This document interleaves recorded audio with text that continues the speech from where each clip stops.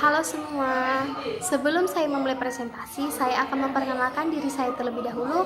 Saya Hana Maria Sihaan dari jurusan Kimia Dikbud 19, Fakultas Matematika dan Ilmu Pengetahuan Alam, Universitas Negeri Medan. Di sini saya akan mempresentasikan tugas CGR individu saya yang berjudul Bagaimana Pancasila Menjadi Sistem Etika. Baiklah, di sini saya akan menjelaskan menelusuri konsep dan urgensi Pancasila sebagai sistem etika. Konsep Pancasila sebagai sistem etika. Di sini kita harus mengetahui terlebih dahulu apa itu pengertian dari etika.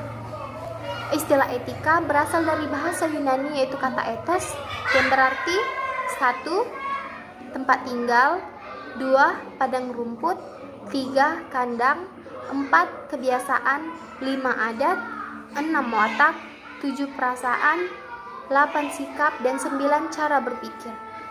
Selain dari bahasa Yunani, etika dapat diartikan secara etimologis, yaitu ilmu tentang segala sesuatu yang biasa dilakukan atau ilmu tentang adat kebiasaan. Selanjutnya, saya akan menjelaskan tentang aliran-aliran etika. Ada 3 aliran etika yang dikenal dalam filsafat. Yang pertama, aliran etika keutamaan. Apa itu aliran etika keutamaan? Aliran etika keutamaan adalah teori yang mempelajari tentang perbuatan manusia itu baik atau buruk. Aliran etika yang kedua yaitu etika etimologis. Aliran etika yang kedua yaitu aliran etika teleologis. Apa itu aliran etika teleologis? Yaitu teori yang menyatakan bahwa tindakan moral menentukan nilai tindakan atau perbuatan tindakan dan dilawan dengan kewajiban. Yang ketiga, aliran etika deontologis.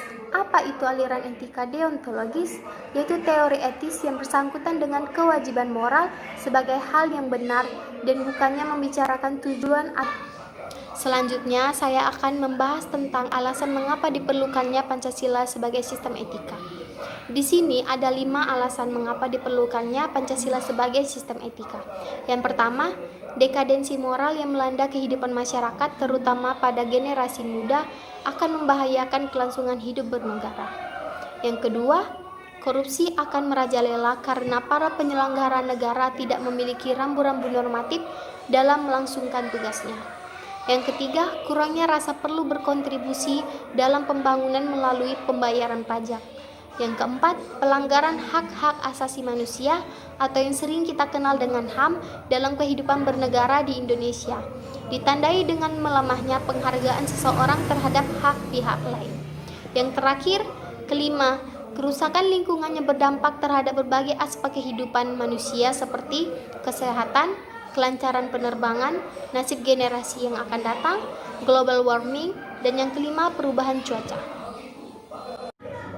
Kemudian saya akan menjelaskan tentang menggali sumber historis, sosiologis, politis tentang Pancasila sebagai sistem etika. Yang pertama, sumber historis.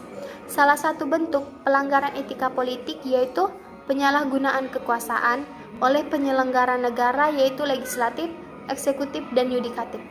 Penyalahgunaan kekuasaan atau kewenangan inilah yang menciptakan korupsi di berbagai kalangan penyelenggara negara. Yang kedua, sumber sosiologis. Sumber sosiologis Pancasila sebagai sistem etika dapat ditemukan dalam kehidupan masyarakat etnik di Indonesia. Misalnya, orang Minangkabau dalam bermusyawarah memakai prinsip bulat air oleh pembulu, bulat kata oleh mufakat. Yang ketiga, sumber politis. Sumber politis Pancasila sebagai sistem etika terdapat dalam norma-norma dasar sebagai sumber penyusunan berbagai peraturan perundang-undangan di Indonesia. Pancasila sebagai sistem etika merupakan norma tertinggi yang bersifat abstrak, sedangkan perundang-undangan merupakan norma yang ada di bawahnya, yaitu bersifat konkret. Bangun argumen tentang dinamika dan tantangan Pancasila sebagai dasar nilai pengembangan ilmu. Yang pertama, argumen tentang dinamika Pancasila sebagai dasar pengembangan ilmu. Istilah tentang Pancasila sebagai dasar nilai pengembangan ilmu mendapat perhatian yang lebih khusus dan eksplisit oleh kaum intelektual di berbagai perguruan tinggi, misalnya UGM, Universitas Gadjah Mada yang menyelenggarakan seminar nasional tentang Pancasila sebagai pengembangan ilmu. Yang kedua, argumen tentang tantangan Pancasila sebagai dasar pengembangan ilmu. Ada beberapa bentuk tantangan terhadap Pancasila, yaitu kapitalisme, globalisasi, konsumerisme, dan pragmatisme. Yang terakhir, saya akan menjelaskan tentang mendeskripsikan esensi dan urgensi Pancasila sebagai sistem filsafat. Yang pertama, esensi Pancasila sebagai sistem filsafat. Esensi berarti inti atau hakikat, bisa juga berarti hal yang pokok dari suatu hal. Yang kedua, urgensi Pancasila sebagai sistem filsafat. Pengertian urgensi Pancasila bisa dilihat dari 3 bahasa. Yang pertama dari bahasa Latin yaitu urgere, yang kedua dari bahasa Inggris yaitu urgen, dan yang ketiga dari bahasa Indonesia yaitu urgensi. Istilah urgensi menunjuk pada sesuatu yang mendorong kita, yang memaksa kita untuk menyelesaikannya. Dengan demikian, mengandaikan ada suatu masalah dan harus segera ditindaklanjuti. Pemaparan saya mengenai CBR saya. Apabila ada kesalahan kata maupun perbuatan ketika saya sedang memaparkan materi, harap teman-teman sekalian memakluminya. Jangan dimasukkan ke dalam hati ya. Oh iya, jangan lupa like, subscribe, komen, dan share. Selamat siang.